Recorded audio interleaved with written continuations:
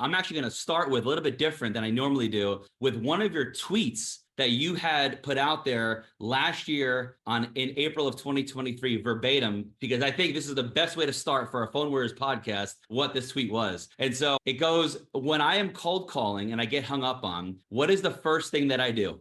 Call right back and say, I think we were disconnected. Half the time, the recipient of the call is so embarrassed they hung up on you, right? They were actually engaged in the conversation. The other half of the time, they just start to hang up again. And then what do? You move on. So when you said that publicly, what did you mean by that? I meant exactly what I said. I think that if you think about it from property owners' perspectives, they're probably getting called a lot of times by a lot of people.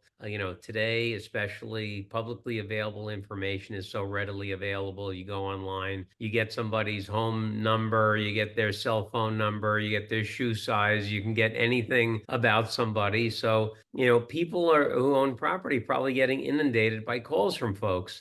And the instinct is, oh, let me just hang up, and they hang up and don't expect the person to call back again. And I don't know why I did it, but one time after I got hung up on, I just called right back and I just said, hey, we must have been disconnected. And I think the owner I was talking to must have felt so embarrassed that he hung up on me that we actually ended up having a pretty good conversation. So I said, wow, that worked great. So I'm going to do that from now on. And I will tell you that literally half the time when you get hung up on, I call right back.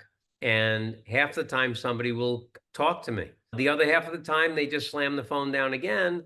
But then you'll call them again in 2 or 3 months when you get back around to them. But that is a technique that has actually worked really well for me. And I think that getting hung up on has never really bothered me that much. And I think it's important because that kind of thing happens a lot in our industry. But I think understanding the probability of success is something that makes it okay. I sell buildings primarily in Manhattan, and in Manhattan, south of 96th Street, which is the prime part of Manhattan, there are 27,649 buildings. The average turnover rate of that stock is about 2.6% in the average year, and that's been the case for 40 years. And about half the stuff that goes on the market actually will trade. So that's telling you that only 1 out of every 20 properties is the owner going to say, yeah, I'm thinking about selling. So if you go into a calling program and you know that the probability is 19 out of 20 people are going to either say no to you or hang up on you,